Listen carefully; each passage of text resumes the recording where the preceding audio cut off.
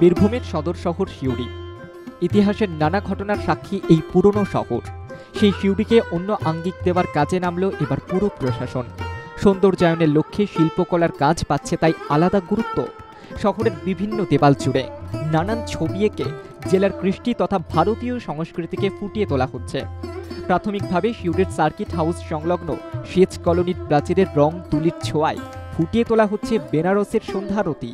জঙ্গলের প্রেক্ষাপটে সাঁওতাল দম্পতির অবয়ব সহ নানান নৈসর্গিক দৃশ্য। একদিকে চলে ছবিগুলিতে রং করার কাজ, আর অন্যদিকে পাশের ফাঁকা দেওয়াল জুড়ে রবীন্দ্রনাথ ঠাকুরের অবয়ব, নৃত্যরত আদিবাসী যুবক যুবতীদের বিভঙ্গ। শহরের এই সৌন্দর্যায়নের কাজের মূল দায়িত্বে রয়েছেন বিশ্বভারতীর কলা ভবনের প্রাক্তন ছাত্র অর্ণব ভট্টাচার্য। আর এই দেয়ালগুলোতে মেনলি আমরা এটা একটা আপনার ভাইটাল এরিয়া, ডিস্ট্রিক্ট জাজ বলুন, ডিএম বা সার্কিট হাউস, এই এরিয়ার জন্য এখানে ম্যাক্সিমাম মনীষীদের ছবি, যারা মারা গেছেন, বড় বড় আপনার গানের যারা বিশারদ তাদের, আর ল্যান্ডস্কেপ আমাদের এই মূলত এরকম কালারফুল ছবি দিয়ে ওয়ালগুলো তৈরি করা হচ্ছে, যাতে সিউড়িটাকে আরও ভালো লাগে, কালারফুল মনে হয়। তিনি আরও জানিয়েছেন, আগামী দিনে বোলপুর ও কলকাতা থেকে আরও কয়েকজন শিল্পীরও আসার কথা রয়েছে। সিউড়ি পুরসভা ঠিক করেছে শহর জুড়ে অন্তত ৩০০টি দেওয়ালকে রঙিন চিত্রে ভরিয়ে তোলা হবে। সিউড়ি শহরকে সাজানো সিউড়ি পুরসভার অন্যতম লক্ষ্য।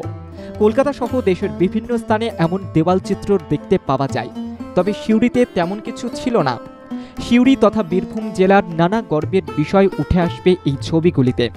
একই সঙ্গে ভারতীয় সংস্কৃতিরও ছোঁয়া রয়েছে ছবিতে। আমরা যতটুকু পাচ্ছি নিজেদের ওন ফান্ড থেকে আমরা বিউটিফিকেশনগুলো অলরেডি আরম্ভ করেছি। টার্গেট আছে এই মুহূর্তে সিউড়ি শহরের ৩০০টা ওয়াল এরকম সৌন্দর্যায়ন করব। বিভিন্ন আমাদের যারা শিল্পীরা আছে বিভিন্ন বাইরে থেকে আসছে তারা করছে। কোথাও রয়েছে বিভিন্ন কার্টুনের চিত্র, আবার কোথাও রবীন্দ্রনাথ ঠাকুর বা মনীষীরা, কোথাও আবার গঙ্গা তীরে চিত্র ফুটিয়ে তোলা হয়েছে। অনেকেই ক্যামেরাবন্দি করে ফেসবুকে তা তুলে ধরছেন। সোশ্যাল মিডিয়ার মাধ্যমে এই রঙিন চিত্র জনমনেও ছড়িয়ে পড়ছে। পার্থ দাসের রিপোর্ট, বাংলা জাগো।